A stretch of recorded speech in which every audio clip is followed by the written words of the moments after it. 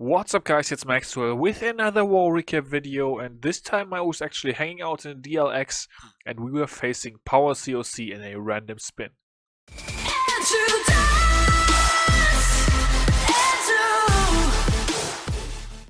So as you can see, came away with the loss 110 to 113. Good job to Power CoC, gonna talk about the breakdown in a bit. Let's jump right into our first attack, which is actually going to be on number 25. So let's check that one out. We've got MMLP coming in on what the huck of Power CoC. So breakdown for this war was DLX side 7 Town Hall 11s, 12 Town Hall 10s, and 21 Town Hall 9s. And Power CoC side 6 Town Hall 11s, 14 Town Hall 10s, and 20 Town Hall 9s. So we had one more Town Hall 11, they had two more Town Hall 10s. So pretty even war, really. Yeah, there we go. So MM is already going, and he's got the Suicide Heroes. They took out the Defending Queen, and actually there's a baby dragon in the Clan Castle, but yeah, he decided not to deal with it, just use a poison spell, Lava Pups, and it is out of the way. So interesting on that. And he's just gonna straight up Quattro Lalo this base with a bunch of loons, take it all out, and got another Rage spell in the back as well. Probably gonna be using that soon. There goes another haste spell, very nice for those two wizard towers over there, and that's gonna be GG for this base. Nice job to MMLP. Absolutely destroying this one, overkill. Yeah, so very nice. Also good touch on those back end loons, distracting that wizard tower actually. Well, okay, the other balloons pathed away. I thought they were gonna go over there, but they pathed away, and then clean up. Gonna take a while for this one because he did actually not save any cleanup troops, so the balloons are gonna have to fly their way all the way around the base along with the lava pups, taking stuff out. So that's gonna be the triple on number 25, and we are going to move right on up to number 24. I forgot who. Yeah, so we had Yado on number 24. We are gonna check him out with a Queen Walk and into a Laloon. Also very good attack.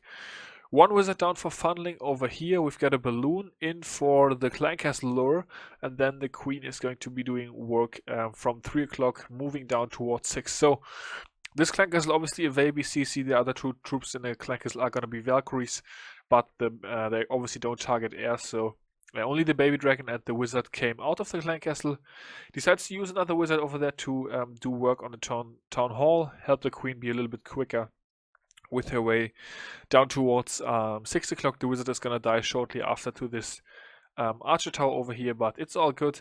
There goes the rage spell, helping Queen speed through, as I already said, because yeah, time is of course always a factor whenever you do a long walk, like in this case. Archer coming in. Archer gets that corner hut out of the way, and then it gets blasted by the mortar. Queen is now doing work, working her way down, so let's speed through this a little bit. There he goes with the loon. So starts off with 3 loons. Nice timing on the Lava Hound balloon. Lava Hound gets targeted. The loons are in right behind. Probably meant to target that other archer tower, but the Tesla popping over there sort of distracted the balloons. Anyways, it's going to work out for him. The Laloon pathing is looking good now, taking out that archer tower, and then onto that next air defense, and they are going to move their way through the base. The wizard tower was actually not tanked. The lava house over there, the max lava was a little bit late. Queen's still doing work, and that's what's so nice about these attacks as well. I feel like you 3-star whenever your Queen Walk is short enough or quick enough, because whenever the Queen usually stays alive in these attacks, which is such a huge factor because the Queen is obviously the most valuable unit, puts out so much damage, and yeah, is able to do so much that I think whenever you could see even swagged his king, I feel like whenever your Queen stays alive throughout the walk, and of course gets enough done as well for the squad, then you're gonna 3-star, and you're quick enough obviously with the walk. So very, very powerful tech strategy right now. Can do it on a lot of bases, and yeah, I'm having quite some fun doing it as well. Move on up to number 23, Dario, who actually rolled in the 6th pack this war. So shout out to him, very nice job. Gonna be coming in on Norton right here with a very interesting attack strategy. It's the Bewitch attack strategy on Town Hall 9, so don't see that too often. Actually, though we are seeing it more often nowadays. We got a Golem tanking in the middle, And on the sides we have witches with healers. The healers are actually healing the skeletons right now, but they obviously meant to keep those witches alive. Those healers down here actually targeted the golem, so that's not too good. But yeah, the witches are not being targeted, so it's all good at this point in time. Golem has made his way through the wall. Meanwhile, a couple of wall breakers in there as well. Obviously, nice jump spell allowing access towards enemy king and those wizard towers. And yeah, the healers are just so cool for this attack because I don't think any witch died yet, and you obviously have to negotiate the splash defense. The point defense is no worry for the newly buffed witches because they spawn the skeletons so fast that they pretty much never get targeted, to be honest. And yeah, the bowlers are now doing work inside the base as well. Obviously, healers on bowlers are strong also. We've seen a lot of healer bowler in the past of Clash of Clans, and it's just gonna waltz its way through this base from the 3 to 6 o'clock side towards the 12 to 9 o'clock side. And yeah, a little bit of a slow attack, but a very powerful one for sure. Only the witches alive at this point. That wizard tower over there killed all the witches around the top side, but there's so many witches left around the bottom side, and the queen is actually going to take out that mortar, which is the next nearest splash defense, of course. And then there's only one mortar left and not enough damage in the base to kill the queen. So at this point in time, if it's not a time fail, it's definitely going to be 3-star. And obviously it was a 3-star. So yeah, had enough time to take the base out. I think time fail maybe could happen if one side dies out, but it's relatively unlikely with this attack strategy because you have so many skeletons doing work. And yeah, that's going to wrap it up for Dario. Very cool raid using 10 witches for this one, so pretty cool stuff. Up next is going to be number 21, and we have Niklas coming in with a Mass Hawk. Oh, actually, I'm just recognizing that now that's a dip, so let's not watch that attack. Sorry for that, guys. Wow, I actually did not see that going through the attacks. Well, I guess we're gonna move on to 10 versus 11 action then, because we actually did not have any 10 versus 10s this war, so yeah, sort of poor on that. No 10v10s for us. They had 3 10v10s, so definitely outperformed us in that department, and definitely they deserve the credit for that. I don't know. To be honest, I was not really involved in the planning this time around. Yeah, midweek had a lot of stuff to do, but yeah, I'm not really sure what happened, why we did not have any 10v10s, but I guess it had to do with the Tunnel 11s being tough to 2-star. I know that both sides used a lot of attacks on the Town Hall 11s. Obviously 10 versus 11.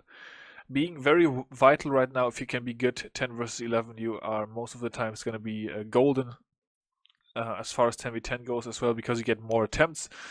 But yeah, for this war it was sort of tough.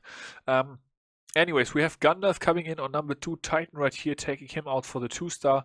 There's a lava hound in the clan castle, so he attempted to suicide the queen. Did not quite work out. The queen ended up on the lava hound, which is never too good, but yeah, in this case it actually worked out anyways. Nice jump spell over there, allowing every bowler in that section to jump towards the town hall, take it out. The town hall had already taken massive damage by the splash of those bowler balls, obviously. Queen's still alive. She was actually healed back up by the heal spell. It's pretty funny. He's already at 53%, so no worries as far as the percentage goes. Nice attack by Gandalf on number 2 Titan. And yeah, that's going to be that one. We are going to be moving on up to number 1 for the second to last attack of this war. We have Crimson coming in on Fareem for another 2-star, and take a look, guys, 13 Valkyries and 4 baby dragons, so a little bit of a baby attack, I know. Whenever a baby was yeah, meant to be, or it was said that Vaby was the attack strategy that could 2-star any Town Hall 11. That has changed a little bit with the meta, but in this case it worked out. So nice balloon over here to trigger that black bomb prior to the baby dragon, and then Queen is gonna walk her way down, create a funnel, and obviously the goal is to clear everything around here and then jump in with Valkyries to get the Town Hall out of the way. So let's see how it's going to be able to do it. Queen is not really taking any damage. The clan castle has 2 witches, a baby dragon, a goblin, And yeah, all of that is gonna die in a poison spell, obviously. Witches are already down at this point. The skeletons, actually the second witch survived a little bit longer, but she is now down. Not very much damage on the queen, just some time being taken off the clock. But obviously time is never really a worry with 10 versus 11. You tend to have a lot of time, and you almost never have to worry about it. There goes another skelly trap. Also no worry, only a cannon on the queen right now. So actually let's go to 2 times 2 speed to yeah, just move through this section of the base a bit quicker. Now we have some point defense on the queen. We have a rage spell in, and there goes the jump spell. Golem in with the king and maybe a couple of bowlers. Okay, so I thought he would maybe use a couple of Valkyries, but no, it's the bowlers. Queen has now broken her way into the base, so the queen is going to take out the eagle artillery. I don't think that was the goal. I guess the queen was meant to walk around the bottom side and take stuff out over there. The bowlers have been doing work. He actually decides to use his second jump spell over there to maybe have the king and bowlers jump in. That ends up not working out, but he's going to release the Valkyries and just hope for the best now. And yeah, there they go. The Valkyries in with the rage spell. They are actually going to be able to take out Queen, who jumped right on top of the town hall. And yeah, that's going to be a GG for the town hall. We have a baby dragon doing work along with the queen at the bottom to pick up the last remaining percentage point. And this is the anxious moment where you are expecting the black bomb all the time, but obviously so many buildings that don't target air around here. So even if this baby dragon that is still full health would get taken out by a black bomb, he could just place his other baby dragon. He would be good to go, but yeah, he's got it in the back anyway, so nice job to Crimson on number 1. There goes the second baby dragon. Actually, no black bomb around, and yeah, nice and easy 2-star for him. And guys, the last attack of this war, take a look at that. I did it again, or I had it done to me again. I was 3-starred, so yeah, whenever I am warring in your clan, guys, you probably want to give me a base to activate. I got 3-starred in Zaubatzis the other week and got 3-starred again from Power CoC. So obviously not using the CWL base. I've been using an old base here to yeah, not burn anything we want to use in the near future. But anyways, shout out to Saba for getting things done on me and 3-starring me. So let's see how he did it. I actually did not watch this yet. I just didn't have the time to do so. So should be pretty interesting. We got a clone spell action. We got a lot of balloons and some lava hounds. So let's see how he's going to be able to do it. He's going to go in from the side that is away from the eagle artillery, actually. So that's interesting to me. There goes the warden. Okay, so let's see. Has not really used any spells yet. Now he's going to start off with a couple of haste spells. He's going to clone everything onto that first Inferno Tower. Interesting. And obviously the X-Bows are set to ground here as well to defend bowler attacks or queen walks. But since he's coming in with an air attack, that definitely makes those X-Bows useless. Huge cluster of balloons now moving through the base. He still has warden ability. The eagle artillery is still targeted onto the lava hounds, so the loots are not taking any damage. And wow, guys, this was an overkill. Great job to Saba. Gotta give it to him. Obviously, we are not gonna see this base again, but what a beautiful attack. Very well done to him. Gotta give credit where credit is due. The attack actually, well, the balloons sort of petered out. Well, actually, no, there was a bunch of balloons left. Only one balloon for the last arch tower, though, but the lava pups, take a look. All those lava hounds and their lava pups are doing work. That archer tower was obviously damaged, so lava pups were able to just take that down, and that's gonna be GG. Man, take a look. All my beautiful walls did not help me at all to defend against this attack. That's a little bit sad, guys, so I am gonna work in 2 seconds of silence for my base. Rip me. Anyways, the war result, as I said, 110 to 113. Shout out to Power CoC. Nice job to you guys. Came back from the big loss they had against WHF2 the other day. As far as stats go for this war, we went 0 out of 1, 10 versus 11. We actually had Steff attempt a 10 versus 11 late, but 11 versus 11. We went 0 out of 1, 11 versus 11. Steff attempted 11 versus 11 late, but didn't work out. They went 1 out of 2 for 11 versus 11 attacks. Obviously 3-starred me. And then they had one more attack that went 2-star, 11 versus 11. As far as 11 versus 10 goes, the dips, the 11 versus 10 dips, we went 10 out of 13, so not very good on that. They went 8 out of 10, yeah, not too much better either, so both sides struggling a little bit on the dips. 10 versus 10, we had 0, they had 3, and yeah, that's your difference right there. The 3 10v10s made the difference in this war. Obviously, the 11 versus 11 helped as well. But yeah, nice job to Power CoC.